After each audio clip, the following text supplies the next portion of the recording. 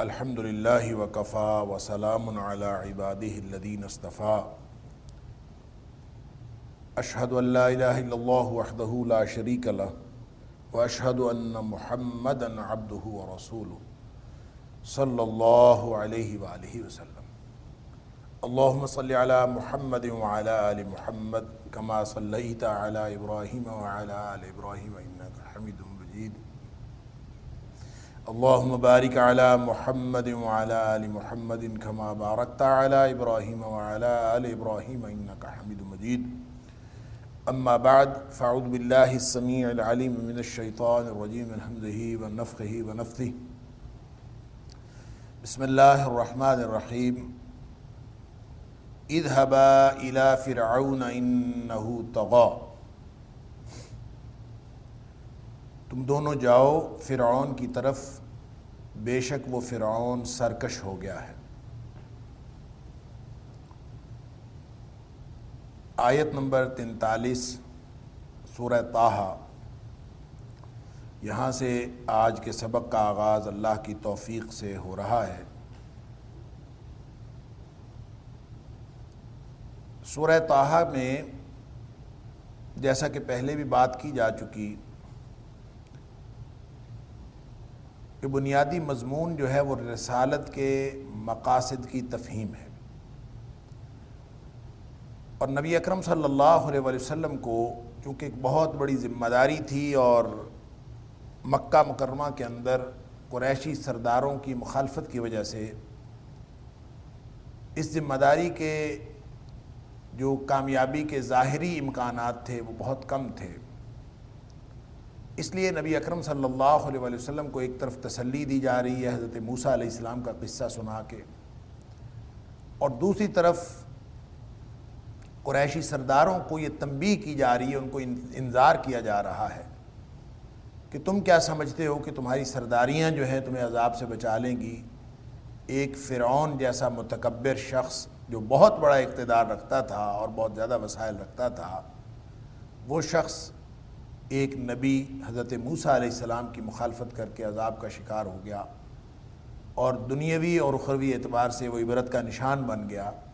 تو تم اپنی سرداریوں کی بنیاد پر اور اپنے اقتدار کی بنیاد پر کسی قسم کا غرور نہ کرو، بلکہ نبی اکرم صلی اللہ علیہ وسلم کی جو دعوت ہے اس کے اوپر لبیک کہہ دو۔ یہ گویا ہمہ پہلو مقاصد تھے اور ہمہ پہلو مفاہیم ہیں جو اس موسیٰ علیہ السلام کے قصے میں، جو آیت نمبر 9 سے شروع ہوتا ہے اور آیت نمبر 98 تک جاتا ہے، اس قصے کے اندر یہ مختلف پہلو جو ہیں وہ بیان ہوئے ہیں۔ اور اس سے پہلے جو تمہید ہے پہلی 8 آیات، اس میں بھی دراصل جو نبی اکرم صلی اللہ علیہ وسلم کی رسالت کا مقصد ہے وہ بتایا گیا ہے، اور پھر ساتھ گویا نبی کریم صلی اللہ علیہ وسلم کی ذمہ داری کا اظہار ہے کہ وہ ذمہ داری کس قسم کی ہے، اور ساتھ ہی آپ کی مشکلات کا بھی اظہار ہے کہ آپ یہ معاملہ مشکل ہے لیکن اس کے اندر بالآخر انشاءاللہ کامیابی آپ کا مقدر ہے۔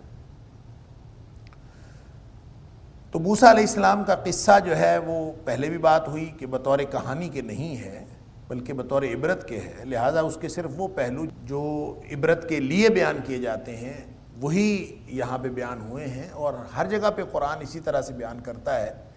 اسی وجہ سے تکرار بھی ہے قرآن کے بیانات میں، اور پھر ہمیں بار بار وہی واقعہ مختلف پہلوؤں سے نظر آتا ہے کہ جہاں عبرت کے لیے، نصیحت کے لیے جس پہلو کو اجاگر کرنا مقصود ہوتا ہے، اللہ کریم وہی پہلو اجاگر فرماتے ہیں۔ چونکہ بات یہاں پہ رسالت کے مقاصد کی ہو رہی تھی اور ذمہ داری کی ہو رہی تھی، لہٰذا حضرت موسیٰ علیہ السلام کی کہانی، ان کا قصہ بھی وہاں سے شروع کیا گیا ہے سورہ طٰہٰ کے اندر، جہاں سے حضرت موسیٰ علیہ السلام کو رسالت ملی، اور اس سے پہلے کے جو حالات ہیں وہ یہاں پہ بیان نہیں ہوئے، دیگر مقامات پر بہرحال بیان ہوئے ہیں۔ سورہ شعراء کے اندر، سورہ قصص کے اندر باقی تفصیلات بھی موجود ہیں، یہاں وہ باقی تفصیلات نہیں ہیں، بلکہ یہاں پہ رسالت ملنے کے بعد پھر اس کے بعد اس کی جو کامیابی ہے، جو اس کا جو رسپانس ہے فرعون کا اور فرعونیوں کا، اور پھر اس کے جو نتائج ہیں ان کو واضح کیا گیا ہے، تاکہ جو اس مقام پر اصل پہلو اجاگر کرنا مقصود ہے وہ اجاگر ہو جائے، اور دشمنان اسلام کو، قریشی سرداروں کو، مشرکین مکہ کو انذار اور تنبیہ بھی ہو جائے، اور نبی اکرم صلی اللہ علیہ وسلم اور آپ کے ساتھی اہل ایمان کو ایک تسلی اور اطمینان بھی ہو جائے۔ تو اس کہانی میں حضرت موسیٰ علیہ السلام کو جب نبوت عطا ہوئی، یہ بات ہم پڑھ آئے ہیں، تو آپ نے پھر دعا کی کہ اللہ میرا سینہ بھی کھول دے، میرے لیے آسانی پیدا کر دے، میرا معاملہ آسان کر دے، لوگوں تک میری بات ان کو پہنچ جائے، کمیونیکیشن ہو جائے، یفقہوا قولی، جو عام طور پر مقررین جو ہیں اپنی تقریر کے آغاز میں یہی دعا پڑھتے ہیں، رب اشرح لی صدری ویسر لی امری واحلل عقدۃ من لسانی یفقہوا قولی۔ یہ دعوت کا آغاز کرنے کے لیے بڑی شاندار دعا ہے۔ حضرت موسیٰ علیہ السلام نے کن حالات میں پڑھی تھی، اس کے مقاصد کیا تھے، اس کے بارے میں بات پہلے ہو چکی۔ اس کے بعد یہ بھی دعا کی کہ میرا بھائی جو ہے ہارون، اس کو میرا وزیر یعنی میرا اسسٹنٹ، میرا بوجھ اٹھانے والا بنا دیجئے، اور اللہ تعالیٰ نے حضرت ہارون علیہ السلام کو بھی نبوت عطا کر دی۔ موسیٰ علیہ السلام کی ساری باتیں پوری ہو گئیں۔ اب دونوں کو حکم ہو رہا ہے کہ آپ دونوں جائیں، اذهبا، دونوں جاؤ، الی فرعون، فرعون کی طرح، انہو طغا، اس لیے کہ وہ سرکش ہو گیا۔ اب سرکشی جو فرعون کی تھی وہ دو اعتبار سے تھی، ایک تو سرکشی اللہ کے خلاف تھی، اور وہ اللہ کی بندگی کی بجائے وہ سرکش ہو گیا تھا، وہ اپنے آپ کو انا ربکم الاعلی کہتا تھا، میں رب ہوں، بجائے اس کے کہ وہ رب کی بندگی کرے وہ اپنے آپ کو رب سمجھنا شروع ہو گیا تھا۔ یہ سرکشی اس کی خالق و مالک کے ساتھ تھی۔ دوسری سرکشی اس کی مخلوق کے ساتھ تھی، انسانوں کے ساتھ تھی، کہ وہ ظلم کا ایسا اس نے بازار گرم کر رکھا تھا کہ وہ کسی انسان کو انسان نہیں سمجھتا تھا، اس لیے کہ جس شخص کے پاس وسائل بھی ہوں اور اس کے پاس افرادی قوت بھی ہو اور اقتدار بھی ہو، اس کو کیا ضرورت ہے کسی کے سامنے کوئی بات کرنے کی؟ لہٰذا وہ اپنی شان میں گستاخی کے اعتبار سے، اپنے نظام میں کسی قسم کے دخل اندازی کے اعتبار سے، اور اپنی حکومت کے اندر اس کے حکومت کے استحکام کے اندر کسی بھی طرح کا کوئی بھی عمل کوئی شخص اگر کرتا تھا اس کو وہ قطعاً برداشت نہیں کرتا تھا۔ لہٰذا اس کی سرکشی اس قدر تھی کہ نہ صرف وہ بنی اسرائیلیوں کے لیے وہ سرکش تھا، بلکہ وہ قبطیوں میں سے بھی اگر کوئی شخص اس کے اقتدار یا اس کی حکومت یا اس کے کسی بھی مفاد کو نقصان پہنچانے کا کسی موقع پر بھی اگر کوئی امکان ہوتا تو وہ اس شخص کو بھی راستے میں ہٹانے میں ذرا دیر نہیں لگاتا تھا۔ لہٰذا سرکشی تو اس کی انتہا پر تھی دونوں اعتبار سے۔ لیکن اب دونوں بھائیوں کو حکم ہو رہا ہے کہ اسی کے پاس جانا ہے۔ اب یہ جو نبوت اور رسالت ملی ہے یہ اس لیے نہیں ملی کہ آپ کسی جھونپڑی میں بیٹھ جائیں یا کسی غار میں بیٹھ کر جو ہے وہ اللہ اللہ کرنا شروع کر دیں، نہیں، یہ تو اللہ کی طرف سے ذمہ داری ہے، اور ذمہ داری عمل کا تقاضا کرتی ہے۔ اور عمل کیا ہے کہ آپ نے اللہ کی سرزمین پر اللہ کا دین نافذ کرنا، اور اللہ کے دین میں رکاوٹ چاہے چھوٹے بڑے فرعون ہوں، چاہے بڑا فرعون جو اپنے آپ کو انا ربکم الاعلی کہتا ہے وہ ہو، چاہے چھوٹے چھوٹی سرداریاں ہوں، کوئی بھی ہو، ہر رکاوٹ کو آپ نے دور کرنا، اور آپ نے اللہ کے دین کی دعوت کا جھنڈا اٹھا کے آپ نے چلے جانا۔ لہذا جاؤ، اور اس سے پچھلی آیت میں ہم پڑھ چکے ہیں اذهب انت واخوک بآیاتی ولا تنیا فی ذکری، وہاں جو پہلی ہدایت دی تھی کہ دعوت کا آغاز ہونا ہے، تم اور تمہارا بھائی دونوں چلے جاؤ اور دعوت کا آغاز کرو، لیکن ایک بات یاد رکھو، ولا تنیا فی ذکری، یہ نہیں فرمایا کہ میرا ذکر کرتے رہنا، اللہ اکبر، یہ نہیں فرمایا کہ میرا ذکر کرو کہ تمہاری دعوت کے اندر تمہیں تقویت ملے گی، ایسا نہیں فرمایا، ولا تنیا فی ذکری، میری یاد میں سستی نہ کرنا۔ کیا مطلب؟ کہ یاد تو پری ریکوزٹ ہے، اللہ کی یاد اور اللہ کا ذکر تو پری ریکوزٹ ہے دعوت کے لیے۔ یہ ممکن نہیں ہے کوئی داعی ہو اور وہ اللہ کے ذکر سے غافل ہو، یہ تو ممکن نہیں۔ لہذا داعی اور ذکر اور اللہ کی یاد یہ دونوں اعتبار سے ہے۔ ایک تو وہ ذکر ہے جس کو ہم زبان سے ادا کرتے ہیں، میں پوری تفصیل سے بات ہو چکی کہ ذکر دراصل صرف زبان سے الفاظ کی ادائیگی کا نام نہیں ہے، ذکر الفاظ کی ادائیگی اور دل کے اندر جو یاد ہوتی ہے، دل کے اندر جو ریممبرنس ہوتی ہے، ان دونوں کے مجموعے کا نام ذکر ہوتا۔ لہذا وہ جو دل کی یاد ہے وہ انسان کے طرز عمل کو درست رکھتی ہے۔ آپ کو ہر وقت یہ یاد ہو کہ میرا اللہ مجھے دیکھ رہا ہے، آپ کو ہر وقت یاد ہو کہ میرا اللہ میرا خالق و مالک ہے، آپ کو ہر وقت یاد ہو کہ نبی اکرم صلی اللہ علیہ وسلم ہمیں ضابطۂ حیات دے کے گئے ہیں، آپ کو ہر وقت یاد ہو کہ ہمارا ایک مقصد ہے زندگی کا، اور ایک قیامت آنے والی ہے، اس دن نتیجہ نکلنا ہے، اور جواب دہی آپ کے سامنے رہے، یہ پورا تصور دین آپ کے سامنے ہو، اور اس اعتبار سے اللہ کی مخلوق ہونے کے اعتبار سے، اللہ کی مخلوق میں سے ایک ذمہ دار بندہ ہونے کے اعتبار سے آپ کو اگر ہر وقت اپنا مقام یاد رہے گا اور اللہ یاد رہے گا، یہی تو اصل میں چاہیے۔ لہذا ولا تانیہ فی ذکری، میری یاد میں غفلت نہیں کرنی، سستی نہیں کرنی، یعنی ایسا نہ ہو کہ کسی وقت تمہیں میں یاد نہ رہوں۔ اللہ ہی یاد نہ رہا تو پیچھے رہ کیا گیا؟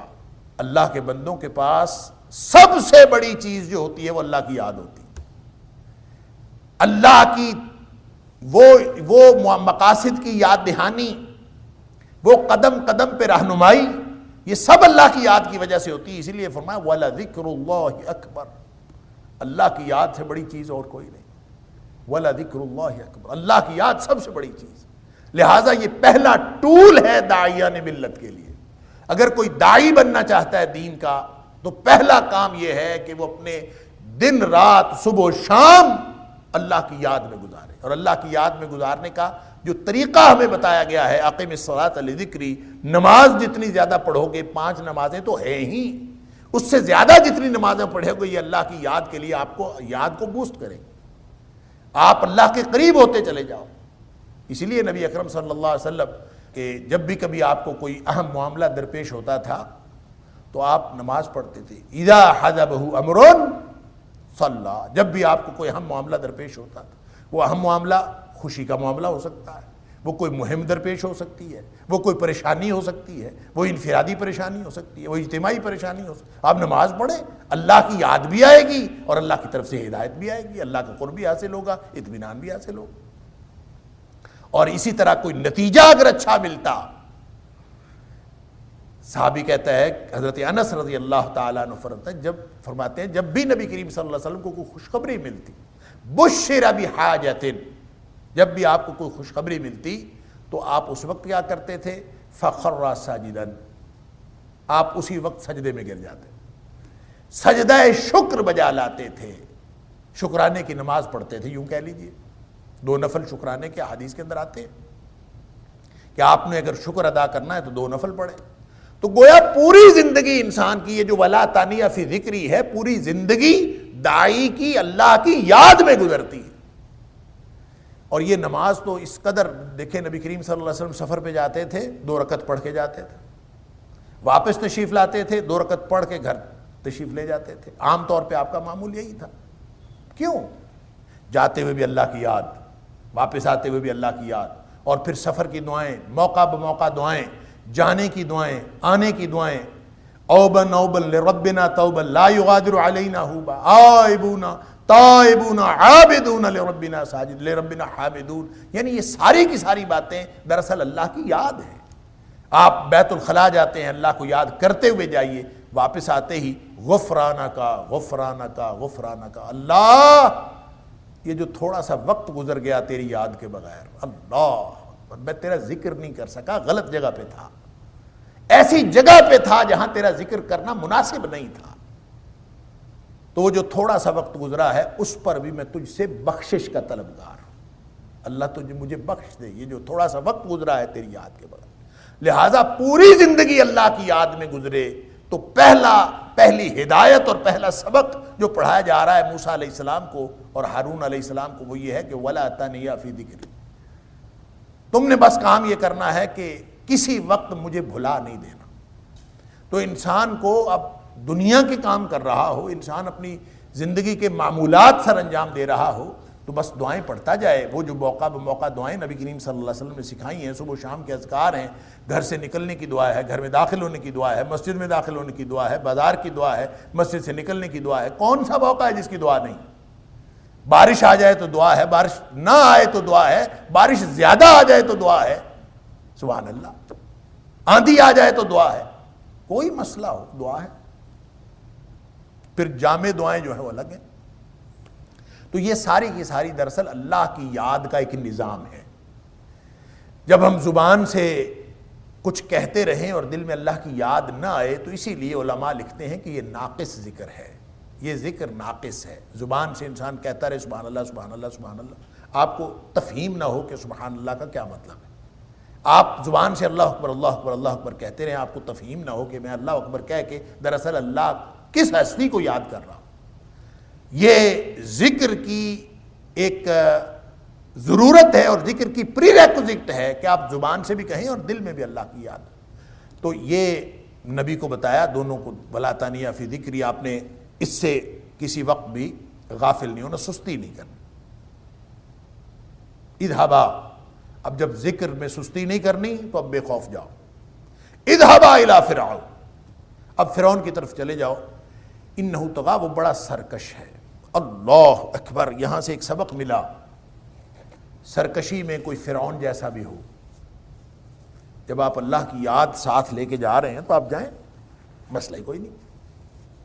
زندگی کے ایسے ایسے واقعات دیکھے ہیں, اللہ اکبر, بزرگوں کو بھی دیکھا ہے, بعض اللہ والوں کو مختلف جگہوں پہ دیکھا ہے. جب کوئی ظالم, جابر, فرعون, قبضہ, مافیا, کوئی دنیا کا کوئی معاملہ, اگر آپ کے ساتھ اللہ ہے, آپ کے ساتھ اللہ کی یاد ہے, تو بڑی بڑی بندوقوں کا مقابلہ انسان خالی ہاتھ کر لیتا. اور اگر اللہ کی یاد ساتھ نہیں تو پھر معاملے ہم نے دیکھے ہیں, بگڑتے بھی دیکھے ہیں, بنتے بھی دیکھے ہیں. ہر چیز آپ دنیا میں روزمرہ زندگی میں اب دیکھیں, چیزیں ایسی ہوتی ہیں. لہذا کبھی کسی کا سامنا کرنا ہو تو بس دو چیزیں دیکھ لیا کریں. ایک تو یہ کہ آپ حق پر ہیں, یہ کنفرم ہونا چاہیے کہ آپ حق پر ہیں, یہ کنفرم ہے کہ حق پر ہے, اس کو انشور کر لیجیے. بالتیقن, آپ کو معلوم ہو کہ میں حق پر. اور دوسری بات یہ کہ آپ نے اللہ کی مدد حاصل کر لی ہے, اللہ کی مدد مانگ لی ہے, تو بس بسم اللہ کریں. پھر آپ کو کسی چیز کی کوئی فکر نہیں ہونی چاہیے. اگر آپ حق پر ہیں اور اللہ کی مدد آپ نے مانگ لی ہے اور اللہ کی یاد آپ کے ساتھ ہے, تو پھر تو مسئلہ ہی کوئی نہیں. پھر آپ جا کے ناکام بھی ہو جائیں گے تو آپ اصل میں ناکام نہیں ہوئے. سورہ نساء میں پڑھا ہے, من یقاتل فی سبیل اللہ, ٹکرایا اللہ کے لیے ہو, ٹکرایا اللہ کے لیے ہو. بس یہ آپ نے طے یہ کرنا ہے کہ کس کے لیے کیا کام. حق ہے, آپ کا موقف حق ہے, حق ہے, اور اللہ کی یاد ساتھ ہے, ساتھ ہے, ٹکرا جائیے. ومن یقاتل فی سبیل اللہ, لڑا اللہ کے لیے ہو, پھر اس کے بعد کوئی مسئلہ ہی نہیں. فیقتل او یغلب, چاہے وہ قتل کر دیا جائے چاہے غالب آ جائے, پھر یہ نتیجے کی تو پرواہ کوئی نہیں نا. جس کے لیے کرنا ہے اس کے ساتھ تو پہلے ہی تعلق ہے, جس کے لیے گیا ہے موقف درست ہے, یاد موجود ہے, ٹکرا جائیے. فرمایا فیقتل و یغلب, دو متضاد نتائج میں سے بھی نتیجہ نکلے گا, چاہے قتل ہو جائے چاہے غالب آ جائے.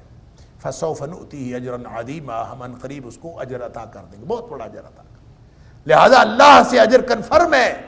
اگر یہ دو چیزیں کنفرم ہوگی, آپ حق پر ہیں اور جس سے ٹکرا رہے ہیں وہ ظالم ہے اور آپ کے ساتھ اللہ کی یاد ہے, تو ٹکرا جائیے. لہذا فرمایا اذهبا الی فرعون, چلے جائیے دونوں بھائی, جاؤ جا کے انہ طغی, وہ سرکش ہو گیا, اس کے پاس جاؤ. فقولا لہ قولا لینا, سبحان اللہ. سرکش ہے تو وہ ہے نا, سرکشی اس کا گناہ ہے, ٹکر نہیں مارنی. فقولا لہ قولا لینا, یہ ہے دعوت کا آغاز. سامنے چاہے جتنا بڑا مرضی فرعون ہے, آپ نے جا کے اس سے نرمی سے بات کر. فقولا, جا کے دونوں بات کرو, لہو, اس کے لیے, قولا لینا, انتہائی نرم بات کرنی ہے, نرمی سے. اللہ اکبر. لعلہ یتذکر و یخشی, نرمی سے بہت بڑی بڑی باتیں سمجھائی جا سکتی ہیں. الفاظ نرم ہوں, لہجہ نرم ہو, آپ اس کے ساتھ کوئی ایسی بات نہ کر رہے ہوں جو غصہ دلانے والی ہے, اشتعال دلانے والی. اس کی فرعونیت تو پہلے ہی عروج پر ہے, وہ تو پہلے ہی سرکش ہے, وہ تو سرکشی کی انتہا کو پہلے ہی پہنچا ہوا ہے. آپ ذرا بلند آواز سے بات کریں گے, یا آپ اس کے ساتھ بلند لہجے میں بات کریں گے, یا ایسے سخت الفاظ استعمال کریں گے, تو وہ اپنی سرکشی کا مظاہرہ کر دے گا. اس کے پاس افرادی قوت بھی ہے, اقتدار بھی ہے, سب کچھ تو ہے, وہ تو بندے کو قتل کروا دیتا ہے فوراً. اب تم دونوں بھائی ہو, جا کے نرمی سے بات کریں. فقولا لہ قولا لینا. اب یہ اللہ کی طرف سے ہوتا ہے. بعض لوگوں کا جو پچ آف وائس ہے وہی اتنی بلند ہوتی ہے کہ وہ نرم بات بھی کریں تو لگتا ہے سختی بات ہو رہی. اللہ اکبر. کئی سال پرانی بات ہے، میں سرکاری گھر میں رہتا تھا، خیر اب بھی سرکاری گھر میں ہی رہتا ہوں، تو یہ اکاڑا کی بات ہے، میں سرکاری گھر میں رہتا تھا تو کوئی پائپ فٹنگ وغیرہ کا کام کروانا تھا، تو ان کا فور مین آیا دیکھنے کے لیے کہاں کام ہونا ہے، تو میں اس کو سمجھا رہا تھا کہ یہاں سے ٹوٹی یوں لگے گی، ادھر سے پائپ آئے گا، یہ ہوگا سمجھا رہا تھا۔ تو وہ میری بات سن کے مجھے کہتا ہے ویسے ہی کریں گے جیسے آپ کہہ رہے ہیں، لیکن لڑیں تو نا۔ تو گویا جو میری پچ آف وائس ہے وہ یہ ڈپکٹ کر رہی ہے کہ میں اس کے ساتھ سختی سے بات کر رہا ہوں۔ اب یہ اللہ کی طرف سے ہر ایک کا لہجہ ہوتا ہے، میں اگر بالکل آرام سے بھی بات کروں اور میں ظاہر ہے اس کے ساتھ فور مین جو سمجھنے کے لیے آیا ہوا ہے، میرا ہی کام کرنے کے لیے آیا، میں اس کے ساتھ سختی سے بات کیوں کروں گا؟ لیکن اس نے یہ سمجھا کہ سختی سے بات کر، اب یہ اللہ کی طرف سے چیز ہے۔ لیکن وہ بات جو شعوری طور پر ہمیں کرنی ہے، اللہ تعالیٰ نے کسی کو غسیلہ بنایا ہے، کسی کو نرم مزاج بنایا ہے، کسی کو قدرت کلام عطا کی ہے، کسی کے پاس الفاظ نہیں ہوتے بات کرنے کے، یہ ساری چیزیں، یہ ڈفرینسز انسانوں میں ہوتے ہیں۔ اللہ مومن کے اندر یہ ساری باتیں ہوتی ہیں، ہو سکتی ہیں، کوئی مسئلہ نہیں، کنجوس بھی ہو سکتا ہے، کوئی بہت فراخ دل بھی ہو سکتا ہے، کوئی غصے والا ہو سکتا ہے، کوئی بہت بزدل ہو سکتا ہے، ساری باتیں ہو سکتی ہیں۔ اللہ نے فرمایا ہے کہ فَقُولَا لَهُ قَوْلًا لَيِّنًا، نرمی یہ پہلا پریکٹیکل ٹول ہے، تو آپ نرمی سے بات کریں۔ بعض لوگوں کا اللہ نے لہجہ ہی ایسا بنایا ہوتا ہے کہ وہ غصے ہو رہے ہوتے ہیں تو لگتا ہے پیار محبت سے بات کر رہے ہیں، لوگ آگے سے ہنس دیتے ہیں کہ یہ کیا غصے ہو رہا، وہ لہجہ ہی ایسا ہوتا ہے۔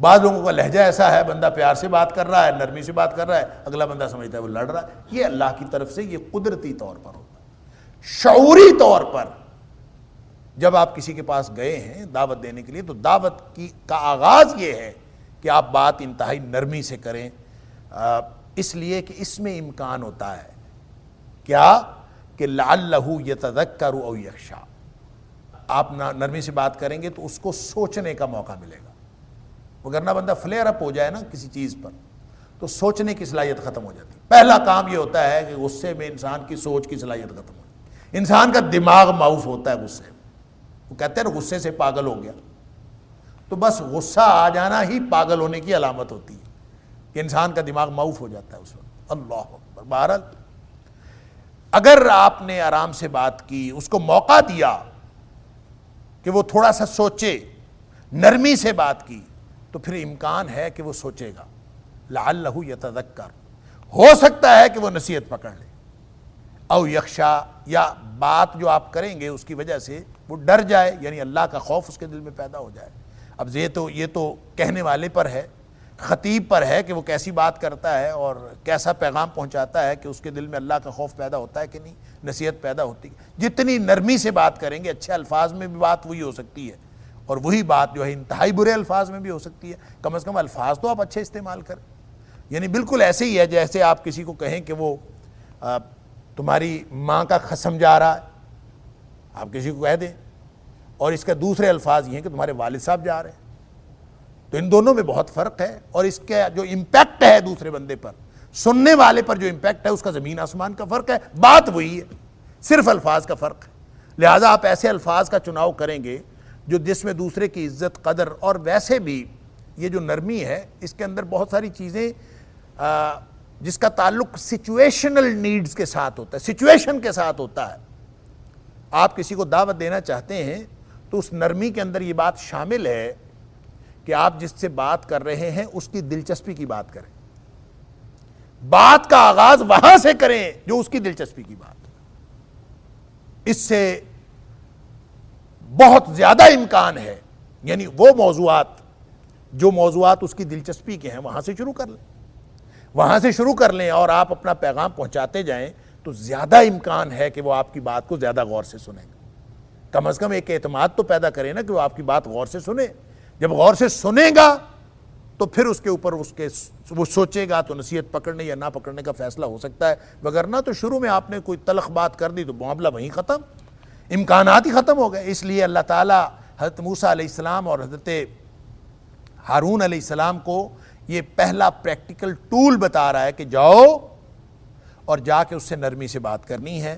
نرمی سے بات کرو گے، اگرچہ وہ ہے تو سرکش، لیکن نرمی سے بات کرنے سے امکان ہے کہ وہ نصیحت پکڑے، اور امکان ہے کہ وہ ڈر جائے، اللہ کا خوف اس میں پیدا ہو جائے. قالا، اب دونوں یہ کہتے ہیں، اب یہ تقاضا بشری ہے اور حالات کی پوری سمجھ ہے اور حالات کا ادراک ہے. قالا، دونوں نے کہا، اللہ ربنا اننا نخاف ان یفرط علینا، اللہ بات تو ہم کریں گے جا کے نرمی سے، تیری یاد سے بھی منہ نہیں پھیریں گے، جائیں گے کریں گے سب کچھ، لیکن ہمیں ڈر ہے. ربنا، اے ہمارے رب، اننا نخاف، ہمیں ڈر ہے، اندیشہ ہے، ان یفرط علینا، وہ بڑا بدبخت ہے، وہ اس کے باوجود ہمارے اوپر زیادتی کرے گا. جو ہی اس نے سننا ہے کہ میری سلطنت کو یہ نقصان پہنچانے کے لیے آ گئے، میرے نظریے کو چیلنج کرنے کے لیے آ گئے، تو اس نے تو زیادتی کرنی. ہمیں ڈر ہے اس بات کا کہ ہم جتنی مرضی نرمی کر لیں، ان یفرط علینا، کہ وہ ہمارے اوپر زیادتی کرے گا، او ان یطغی، یا اسی سرکشی کا مظاہرہ کرے گا جو اس کی فطرت ہے. لہذا وہ سرکشی کا مظاہرہ، وہ ہمیں قتل بھی کروا سکتا ہے، ہمیں کوئی نقصان پہنچا سکتا ہے، کوئی بھی مسئلہ ہو سکتا ہے. اس کو بس غصہ آنے کی دیر ہے، بس اس کے بعد وہ جو مرضی کرے، ہم اس کو کیا کر سکتے ہیں. اس لیے ہمیں ڈر ہے کہ یہ دعوت کہیں ابتداء میں ہی دم نہ توڑ جائے. قال لا تخافا، اللہ نے فرمایا کہ تم دونوں جاؤ، ڈرنے کی کوئی بات نہیں. اللہ اکبر، اننی معکما اسمع و ارا، تم جاؤ، میرے کیمرے لگے ہیں تمہارے اوپر، میں دیکھ رہا ہوں، میں سن رہا ہوں. وہ جو کچھ کہے گا، تمہاری بات کے جواب میں جو وہ کہے گا اس کو بھی سنوں گا، جو تم کہہ رہے ہو اس کو بھی سنوں گا. وَأَرَا، اور تمہیں دیکھ بھی رہا ہوں، اس کا رسپانس کیسا آتا ہے، سب کچھ میں دیکھ رہا ہوں. تمہیں پریشانی کی کیا ضرورت ہے، کوئی مسئلہ ہوگا میں خود نمٹ لوں گا، تمہیں ڈرنے کی ضرورت ہے. لا تخافا اننی معکما، میں تم دونوں کے ساتھ ہوں. سبحان اللہ. ان اللہ مع الصابرین، سنا ہے، اللہ صبر کرنے والوں کے ساتھ. صبر کرنے کا مطلب ہوتا ہے ڈٹ جانے والا. سامنے جتنی مرضی بڑی فوج ہو، جتنا مرضی بڑا طاقتور آدمی ہو، آپ اگر اللہ کی یاد کے ساتھ اور اللہ کی مدد کے ساتھ ڈٹ جاتے ہیں کہ یہ میرا فرض ہے، آپ اپنی فطرت کو، اپنی سرشت کو، اپنے اس طبی ادراک کو کہ حالات بہت خراب ہیں، اس کو اہمیت نہ دیں، بلکہ اللہ اور اس کے رسول صلی اللہ علیہ وسلم کے حکم کو اہمیت دیں، تو پھر آپ کو کوئی مسئلہ نہیں ہے. اس لیے کہ یہی تو صبر ہے، اور یہ صبر، یہ ڈٹ جانا ہے. اور کوئی جو ڈٹ جاتا ہے اللہ اس کے ساتھ ہوتا ہے. ان اللہ مع الصابرین. اور جس کو اللہ کی معیت حاصل ہو جائے، اللہ ساتھ ہو، تو اس کو مسئلہ کیا ہے. بچے کو آپ کہہ دیں کہ میں تیرے ساتھ ہوں، چل، بچے کے ساتھ آپ چلے جائیں، اس کو تو وہ اس کی پاور میں، وہ کہتے ہیں ایک اکیلا دو 11، یعنی جو اضافہ ہوتا ہے صرف 2 ہونے سے وہ دگنا نہیں ہوتا، وہ کئی گنا بڑھ جاتا ہے. اور پھر جو ساتھ ہو وہ شہنشاہوں کا شہنشاہ ہو، خالق و مالک ہو، ہمہ مقتدر ہستی ہو، اور وہ کہے کہ میں تمہارے ساتھ ہوں، اس سے بڑے چاہیے کیا. لہذا فرمایا کہ اننی معکما، میں تم دونوں کے ساتھ ہوں، اسمع و ارا، اور سب دیکھ رہا اور سن رہا ہوں، کوئی مسئلہ نہیں ہے.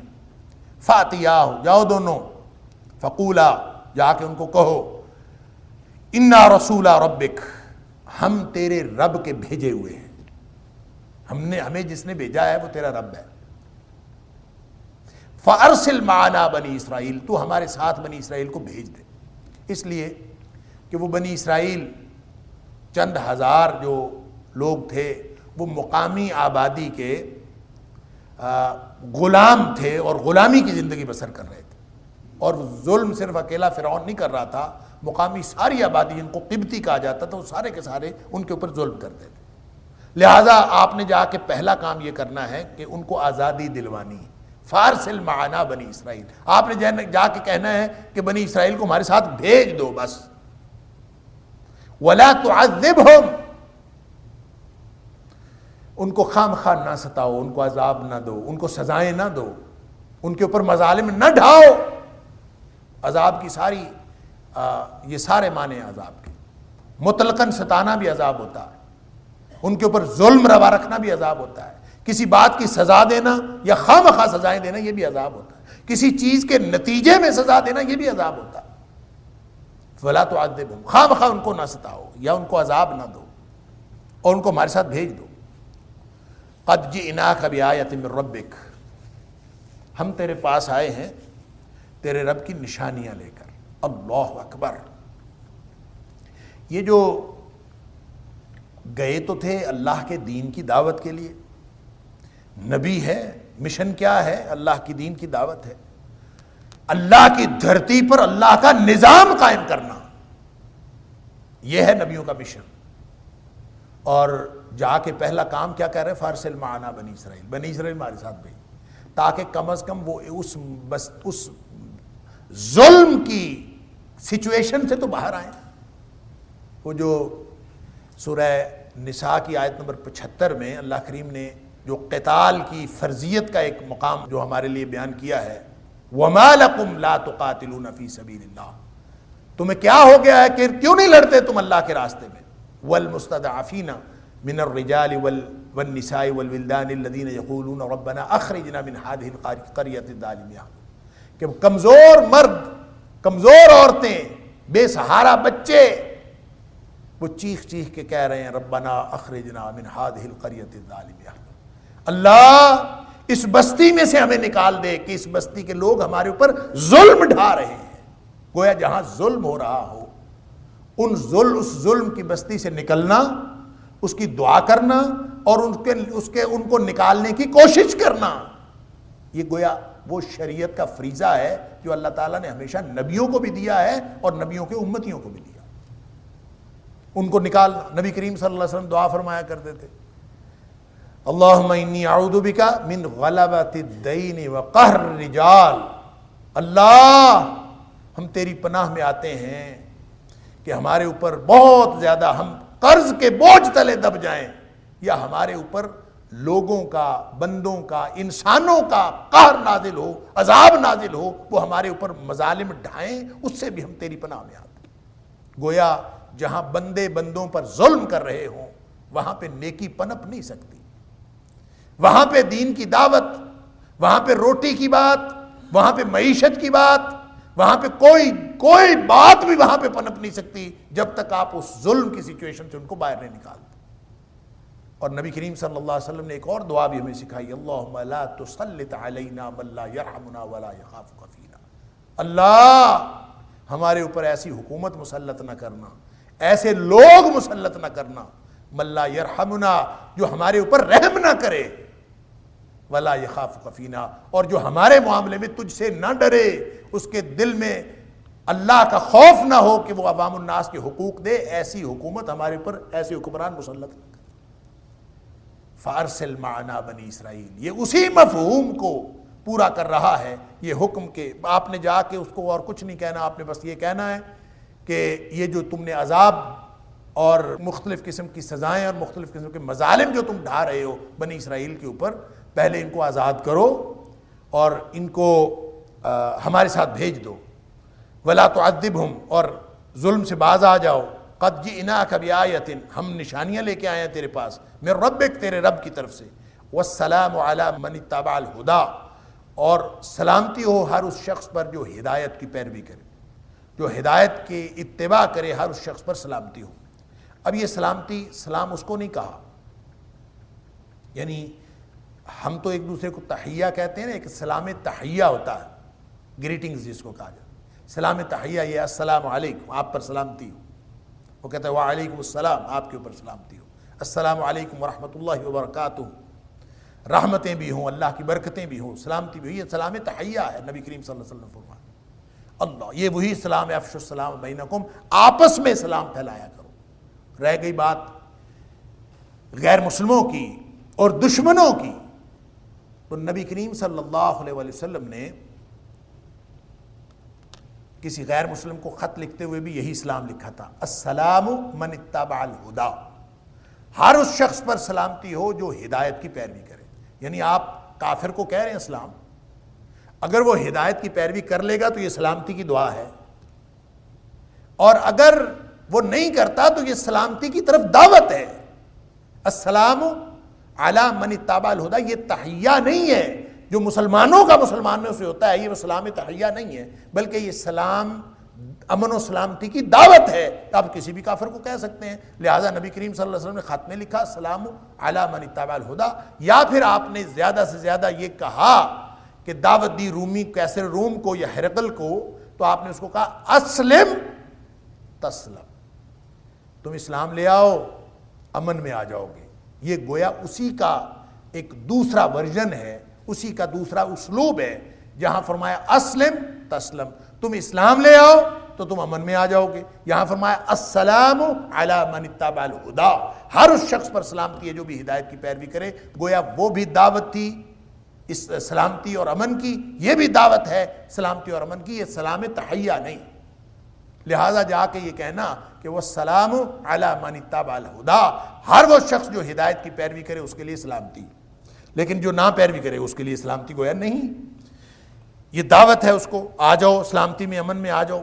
انا قد اوحی الینا ان العذاب علی من کذب وتولی، اللہ اکبر، ہماری طرف یہ وحی کی گئی ہے یہ بات، انا بے شک ہم، قد اوحی الینا ہماری طرف یہ بات وحی کی گئی ہے، ان العذاب اس کے لیے عذاب ہے، بے شک اس شخص کے لیے عذاب ہے، علی من کذب وتولی، جو جھٹلائے تکذیب کرے اور جو منہ پھیرے اس کے لیے بڑا عذاب ہے۔ گویا ساتھ دعوت امن و سلامتی کی، اور ساتھ نہ ماننے پر برے نتیجے سے خبردار کرنا، یہ ساتھ ہی ہو گیا۔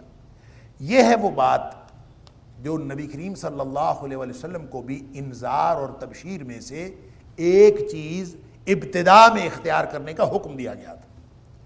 آپ اگر جا کے کسی کو کہیں کہ دیکھیں، تبشیر کا مطلب ہے کسی کو اچھے اعمال کے نتیجے میں خوشخبریاں دینا، اور انذار کا مطلب ہے برے اعمال کے نتیجے سے ڈرانا۔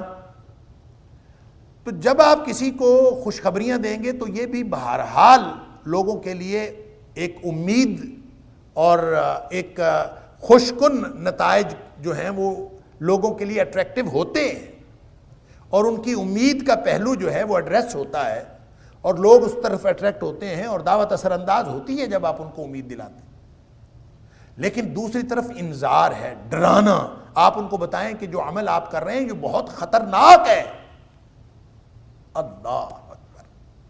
تو جو امید ہوتی ہے وہ کم مؤثر ہوتی ہے، امید دلانا یا تبشیر کرنا یہ اثر انداز ہوتی ہے، لیکن ابتدا میں کم اثر انداز ہوتی ہے، ابتدا میں انذار زیادہ اثر انداز ہوتا ہے۔ مثلا میں آپ سے کوئی کام کروانا چاہتا ہوں، آپ سب یہاں پہ بیٹھے ہیں، میں آپ سے کہوں کہ بھائی جو اٹھ کے باہر جائے گا اس کو باہر ایک بریانی کا پیکٹ ملے گا، یا کوئی اور اچھی بات، کوئی باہر جو جائے گا اس کو ایک بوکے بار موجود ہے، جناب آپ کی استقبال کے لیے لوگ موجود ہیں، جو باہر جائے گا اس کو فلاں انعام ملے گا، کچھ بھی کہہ دو تو جانے کے لیے بہت سارے لوگوں کے دل میں تردد ہوگا، جانا چاہیے نہیں جانا چاہیے، کریں نہ کریں، اچھے بھلے بیٹھے ہیں، اسی چلا ہوا ہے، ٹھیک ہے، معاملات درس سن رہے ہیں، بوکے بعد میں لے لیں گے، دیکھ لیں گے، کر لیں گے۔ ہر شخص کے دل میں مختلف خیالات آ سکتے ہیں۔ اگر میں آپ سے کہوں کہ اللہ نخواستہ اب سے 5 منٹ بعد یہ چھت گرنے والی، کوئی ایسی خوفناک بات بتا دوں، یا یہ بتا دوں کہ جناب تھوڑی دیر بعد یہاں سے کوئی لوگ آنے والے ہیں، وہ خطرناک لوگ ہیں، کچھ بھی کر سکتے ہیں، بس خطرے سے خبردار کرنا ہے، اور اس کے بعد آپ کو زیادہ دلائل دینے کی ضرورت نہیں پڑے گی، پھر کسی نے نہیں سوچنا کہ مجھے بیٹھا رہنا چاہیے، اس خطرے کی وجہ سے ہر شخص نکلے گا۔ گویا انسان کی شخصیت کے اندر امید کا پہلو بھی موجود ہے، جو ایڈریس ہو تو انسان اٹریکٹ ہوتا ہے، لیکن جو انذار کا پہلو ہے جس قدر یہ اٹریکٹیو ہے، آپ شروع میں کسی کو اگر انذار کر دیتے ہیں تو سب سے زیادہ عمل پر وہ تیار ہوتا ہے جس کو خطرہ سامنے ہو۔ اللہ اکبر۔ اس کی آپ بے شمار مثالیں اپنی روزمرہ زندگی سے دیکھ سکتے ہیں۔ لہذا نبی کریم صلی اللہ علیہ وسلم کو ابتدا میں حکم ہوا ہے، یا ایھا المدثر قم فانذر، اب اس میں تبشیر کا کوئی ذکر نہیں ہے. آپ بس اٹھیں اور آغاز کریں کام کا اور لوگوں کا انذار کرنا شروع کر دیں, ان کو ڈرائیں کہ جو حرکتیں تم کر رہے ہو اس کا نتیجہ بہت برا نکلنے والا ہے. اللہ اکبر. اسی لیے نبی کریم صلی اللہ علیہ وسلم نے عملاً جب آغاز فرمایا تھا تو آپ نے یہی فرمایا تھا, کوہ صفا پہ اپنی خاندان کو اکٹھے کر کے آپ نے فرمایا تھا کہ اگر میں کہوں کہ جبل بو قبیس کے پیچھے ایک لشکر چھپا ہے جو تمہارے اوپر حملہ آور ہونے والا ہے, تو تمہارا کیا خیال ہے؟ تو سب نے کہا تھا مان لیں گے. اب اس سے بھی پیچھے آپ دیکھ لیجئے, جب آواز لگائی گئی تھی نا لوگوں کو بلانے کے لیے, کوہ صفا پہ بلانے کے لیے, برادری کو اکٹھا کرنے کے لیے, نبی کریم صلی اللہ علیہ وسلم نے جو آوازہ لگوایا تھا وہ پتہ کیا تھا؟ یا صباحا. یہ جو صباحا صبح سے ہے, لیکن یہ اس وقت عرب کے کلچر میں یہ ایک خطرے کی گھنٹی ہوتی تھی. صباحا کیوں؟ اس لیے کہ عام طور پر جو حملہ آور حملہ کرتے تھے وہ صبح کے وقت کرتے تھے, کیونکہ صبح کے وقت لوگ سوئے ہوئے ہوتے ہیں اور غافل ہوتے ہیں عام طور پر. تو جو اچانک حملہ ہوتا تھا وہ صبح کے وقت ہوتا تھا, لہذا لفظ صبح حملے کے مترادف قرار پایا تھا. اور یا صباحا کا معنی یہ تھا کہ لوگوں اکٹھے ہو جاؤ, کوئی حملہ ہونے والا ہے, کوئی خطرہ درپیش ہے.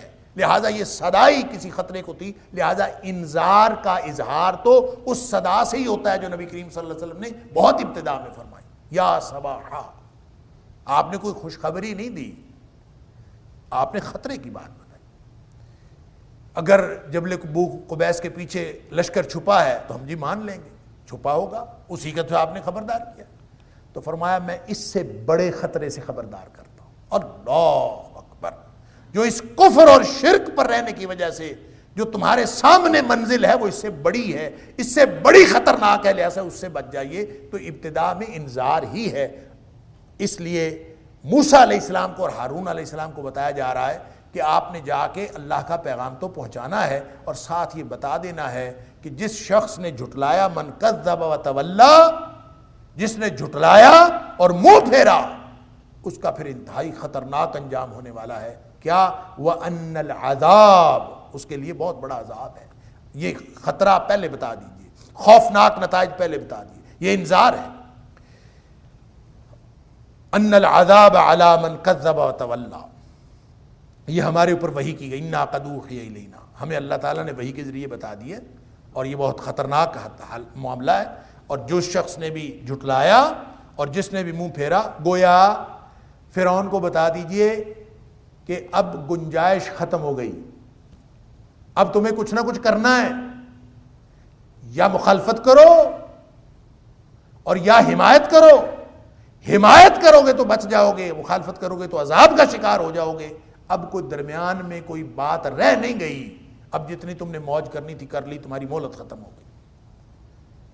اب وہ حیران ہو گیا, اب یہ تو مجھے کوئی گنجائش ہی نہیں دے رہے, یا مانوں اور ان کے پیچھے چلوں, اپنی حکومت ختم کرا لوں اور اپنی ساری ٹور ختم کرا لوں, میرا سارا غلبہ ختم ہو جائے, اور اگر نہ مانوں تو یہ مجھے عذاب کی دھمکی دے رہے ہیں, کوئی درمیان میں گنجائش تو ہے ہی نہیں, راستہ ہے ہی کوئی نہیں, کیا کروں. لہذا اس نے سوال کیا, قال فمن ربکما یا موسیٰ, یہ بتاؤ کہ تمہارا رب ہے کون.